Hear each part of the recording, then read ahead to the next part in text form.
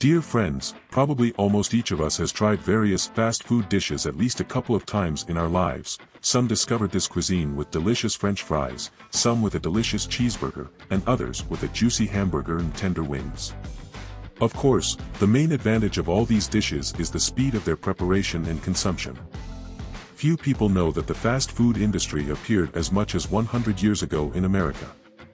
It was there that one White Castle company was opened, selling quite unusual burgers for only 5 cents at that time. And it's worth saying that it was the low cost and beautiful picture that attracted buyers. Gradually, the company grew and developed, annually introducing many new dishes to its menu, but all this was exactly until the first competitors appeared in the form of McDonald's. And today we will talk about another equally famous giant in the field of fast food. Well, I think, as you already understood from the names of the companies see.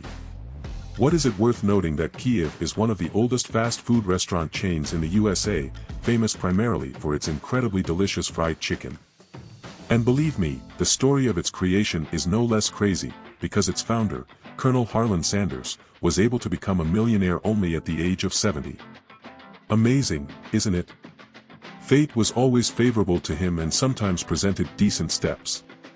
But no matter how difficult it was, Sandra always stood up confidently, came to his goal, but first things first. Harun Sanders was born in 1890, September 9th in Indiana. Unfortunately, when he was only 5 years old, his father passed away, which is why his mother had to get several jobs in order to at least somehow support 7 out of 4 people. The boy had to become a nanny for 5 years and look after 2 younger children in the absence of his mother. He learned to cook at the age of 6, thus proving to the whole world that he had already learned independently and as an adult. The boy stood out well and differed from his peers by his extraordinary embarrassment and excitement for something new. But given the situation in the family that developed after the death of his father, little Hammond's whole life, as they say, did not go according to plan.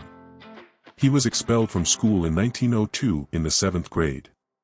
The reason for this was his reluctance to stay in the family, because after his mother remarried, he was forced to leave home. The thing is that he drank it more often, which is why already at the age of 13, having received his mother's blessing. Having collected his backpack, the guy moved to his uncle outside the corner of the bathhouse in Cuba, while popular unrest was taking place against the American occupation and the U.S. Army began a campaign to recruit volunteers to replenish the American occupation contingent on the island. And, in fact, not knowing where to go next, our hero forged his date of birth. He volunteered for the U.S. Army in 1906 at the age of 16. It is worth noting that Harlan served his entire term as part of a logistics support unit, in which he was engaged mainly, as reflected in his biography, in shoveling horse manure in Army stables, where he ended his service, being honorably discharged. He arrived by sea in the port of New Orleans. Then I got to the railway tracks along the Contour lines. A passing freight train appeared to be traveling along the Mississippi River. So our hero drove it to St. Louis, Missouri. Thanks to his communication skills, the young man was able to get several jobs at once and was accepted with open arms almost everywhere. Already at 22 years old, the guy could safely boast of a decent list of professions. So, for example, he was a blacksmith's assistant, then a rail washer on a local railroad and a fireman in the fire department in Tennessee, but because of a fight with another employee, he was fired and forced to move to Arkansas. During his young years, Sanders had to work in many places.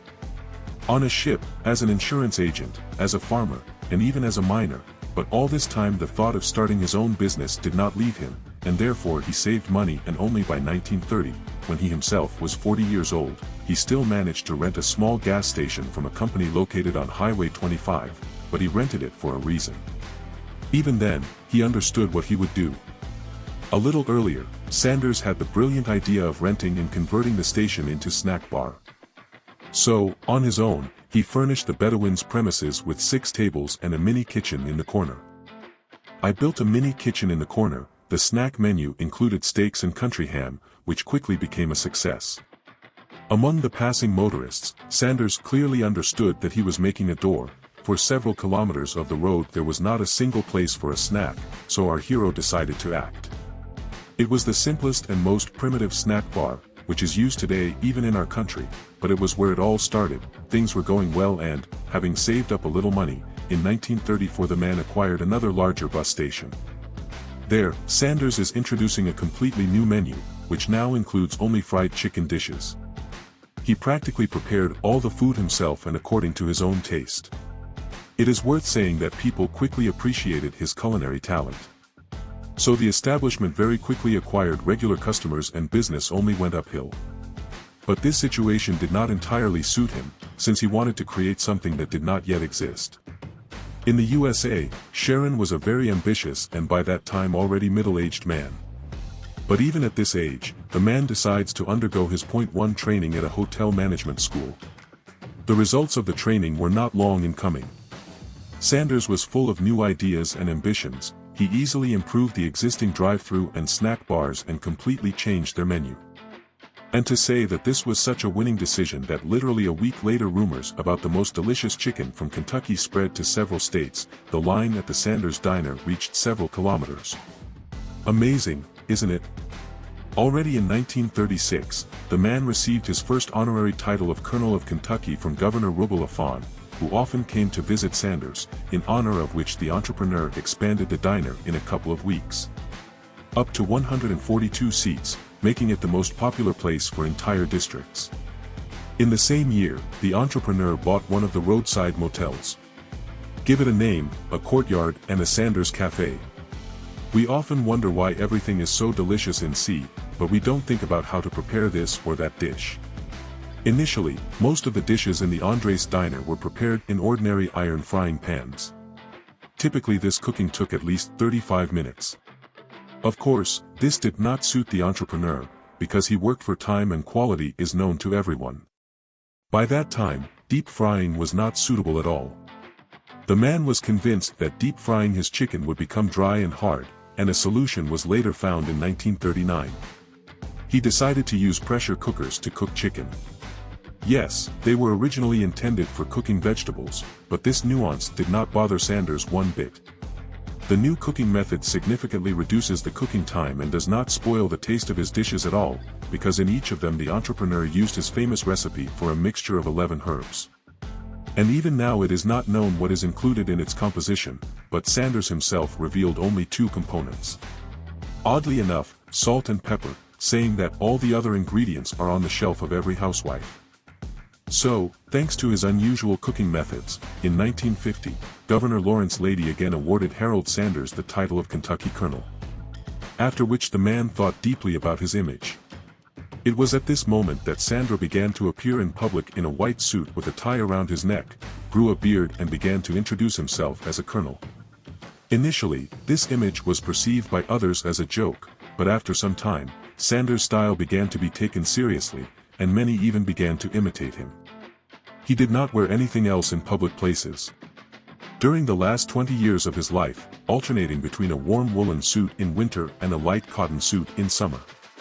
As his career developed, Sanders began to lead an active social life and entered the advertising profession and was a Freemason, a member of the charitable steam oil organization Chirinos.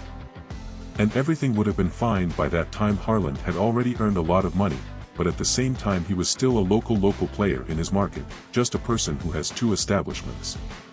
And, probably, friends, you and I would never have heard of this person, but one day everything changed. The thing is that most of the visitors to Sanders eateries were motorists, and in 1955 a new highway plan was published in one of the newspapers, which took Sanders by surprise. It turned out that the new highway would bypass the highway where those very restaurant and entrepreneurs were located, thereby depriving the man of any prospects for development. At this moment, the 60-year-old man was simply depressed. Everything that he had been building for so long in just a watery moment turned out, as they say, not to last long, wondering what to do next. Already an elderly businessman makes important decisions in his life. He sells snack bars at a price 3 times cheaper than their real value, and he travels to cities around the United States in search of investors for a new business. It's probably difficult to say that things were going well. Sanders manages to successfully sell the franchise of his restaurant only after 2 years, and his first buyer is Beat Harmon in Salt Lake City, Utah. By that time, Harmon was already the manager of one large restaurant in the city. It was under his leadership that the name KFC was invented, which stands for Kentucky Fried Chicken, but then none of them could even imagine it. What resonance will this same chicken make? In just 1 year, sales of Sanders chicken, on the contrary, increased by more than 3 times, and restaurant visitors increasingly began to order this particular dish. It is also believed that it was Harmon, inspired by the success of such sales of Sanders chicken, who came up with the well-known bucket to us all. In 1957, he offered restaurant patrons lunch in a bucket, which included 14 pieces, chicken, 5 buns and sauce. And all this pleasure cost only $3.50. Of course, the cost and taste of the product simply won over its consumers at a stunning pace. The phone was simply ringing off the hook with people wanting to buy fascism. By the early 60s, about 200 restaurants were opened under the KFC brand, thanks to which the company in just a year became a leader among other sales points in the country. And everyone called KFS a phenomenon. Sanders himself acquired his first headquarters, located in the state of Kentucky. But friends, we have already reached 1960. By that time, the entrepreneur was already 70 years old, and many at this age are already thinking about the eternal. Harlan lost interest in developing the business and became obsessed with the idea of selling it. So, in 1964, Jack Massey, together with John Brown Jr., having guessed the right day using the astrological horoscope, offered Sanders a written notice to sell the company for $2 million. The entrepreneur, having seen the amount in the letter and having familiarized himself with a good horoscope for the day, signed all the necessary documents and sold the company under the contract. Not only was Sanders paid $2 million, but the former owner was also given product quality control and a pension for the rest of his life. It's also worth noting that Sanders' ceilings are coming soon, but the deal did not include Canadian restaurants. In 1965, Harlan moved to Ontario to control his Canadian franchises and continue to collect new ones, but this was no longer an active phase. All that was needed from Sanders was simply to give his consent, because entrepreneurs and restaurateurs themselves stood in line to see him. In fact, the same year the opening of the Kiev Marina restaurant, Great Britain, took place. Even in retirement, the Colonel did not sit idle. In 1970, at the age of 80, he starred as himself in the comedy Sphinx, and in 1973 he sued the Hugh Blaine Corporation, the parent company, due to the improper use of it. The image when promoting products that he did not develop to the top of his activities began in 1976, when Carl himself was already 86 years old. As a result of independent research, Sanders was recognized as the second most famous person in the world. As for the main direction of the company, it was in the hands of Messi and Brownie. The new managers built a new concept for the chain, and it is worth saying that the takeaway service model became a successful innovation. The interior of all restaurants was changed, leaving only white and red colors in the design, and only chicken dishes were left on the menu. Of course, Sanders did not approve of some of the changes in the company. He was even furious when the new management decided to move the headquarters to Tennessee. He also did not share the company's new franchising policy.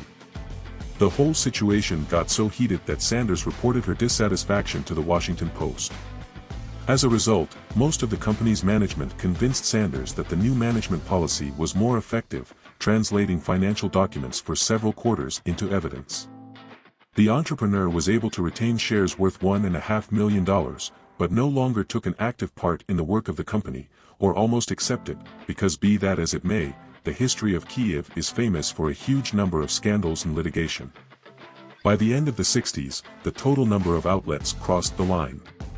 850 restaurants, and the company became the 6th U.S. player in terms of sales. In 1970, Messi resigned as head of the company, and his place was taken by the Brave. Under his leadership, Kiev opened another 2,000 retail outlets and expanded its borders to 48 countries. The recruits were not particularly interested. The movement of fast food eateries, that company, for the first time in its entire existence, suffered its first crisis, which lasted about 6 months. The business, which had once become too big for Sanders, eventually became unmanageable for Brown. In July 1971, he sold the company to Highland Corporation for $285 million. Sanders entered the fight again. As it turned out, the policy of the new management was not to the entrepreneur's liking. The branded chicken was no longer sold and the new dishes were so expensive in price that restaurant attendants dropped several times. Then he again went to the media, criticizing the quality of the dishes. "God, this sauce is terrible. They buy 1,000 gallons of tap water for 15 or 20 cents and mix it with flour and starch and end up with pure wallpaper paste and something else. This new crispy recipe is nothing but damn fried dough balls stuck to the chicken." As a result of this review, Sanders was sued for libel.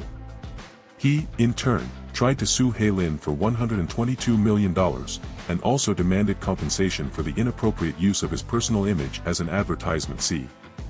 The situation was resolved amicably out of court, and Sanders was paid $1 million as an apology in 1977. The new owners of the company have come to terms with the index, allowing it to make its own adjustments in management. But, unfortunately, 3 years later, Colonel Sanders died. By this time, his brainchild had already managed 6,000 points of sale in 48 countries. That same year, the decision was made to use Sanders' image, a quality product advertisement, to commemorate the founder. Sanders died in Louisville, Kentucky, of pneumonia on December 16, 1980 at the age of 90, but he was ill with an acute form of leukemia, diagnosed earlier in June same year. He was buried in Cahill Cemetery in his famous white suit with a thin black tie. After the death of the founder's father, the company continued to grow, opening more and more points of sale of fast food. In 1986, KFC was bought out by PepsiCo, and a few years later, management of the company passed into the hands of John Trainor. It was he who restructured almost the entire KFC trader network and invested $50 million in repairs. And also suggested connecting the cash register stand with the kitchen and the order pickup window. In the early 90s, the company underwent a tough rebranding. New successful dishes appeared on the menu, which included spicy wings, chicken popcorn. Also a spicy chicken burger. In 1994, after another struggle for a place on the pedestal, the company passed into the hands of Roger Indrich, as well as David Novak. Thanks to Novak, new dishes were added to the menu, namely pieces of chicken. Breaded, they immediately became the most popular on the menu. Thanks to David Novak's successful policies and growth over 10 financial quarters, the decision was made to appoint him to the position of president and CEO of the KFC Central Organization. After 3 years, the company fell into the hands of Jan Barents, one of the largest fast food restaurant corporations with yam brains. The C chain became known throughout the world, and countless restaurants were opened. Kentucky Fried Chicken was especially loved by the people of China. This division has become one of the largest in the network. Today Kiev is still considered the second largest chain of fast food restaurants in the world. Sanders always insisted that chicken be fried in vegetable oil, but in the 1990s the company switched to cheaper alternatives. Soybean and palm oils. One can only imagine how Sanders would react to all these modern innovations. But, alas, we will never know about this. The original Heartland Sanders recipe for 11 herbs and spices is considered one of the best-known trade secrets in the food industry. The recipe was not patented. Since the expiration of the patent would violate the culinary secret, a trade secret allows you to preserve the recipe as intellectual property indefinitely. A copy of the recipe signed by Sanders is kept in a safe at the company's headquarters. There are also 11 bottles with the herbs and spices specified in the recipe. To preserve the recipe, the company develops the production of ingredients in several stages, and their production is carried out by several different laboratories under the seal of secrecy. As for the logo, the first logo of the company appeared in 1952. It featured the inscription Kentucky Fried Chicken, the image of a colonel. The logo depicting the abbreviation KFC, was created by a New York company and was first presented in 1991. On it the colonel's face was depicted not in brown, but in blue. The lender updated its logo in 1997, creating a new image of the colonel. It now included finer lines and looked more realistic.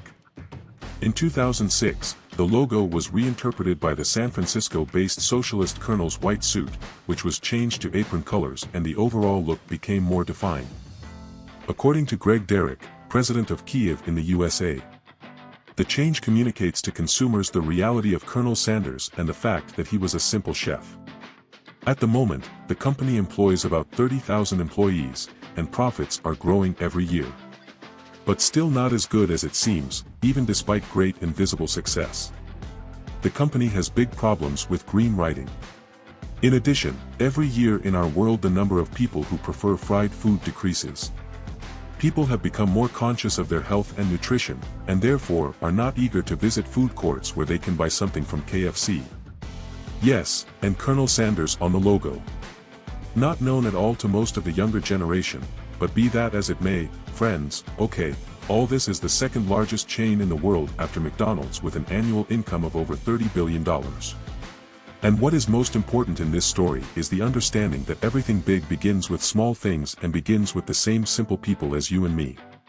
And it once again proves to us that it is never too late to start, because Arlen Sanders himself discovered his roadside eatery with 6 makeshift tables in the corner only at the age of 40, and by the age of 50 he was still an unknown entrepreneur, and now the whole world knows his name. Friends, how do you personally feel about fast food and C in general? Do you visit often? Similar places? Be sure to write your comments, but that's probably all for today. Hope you enjoyed the video. See you soon.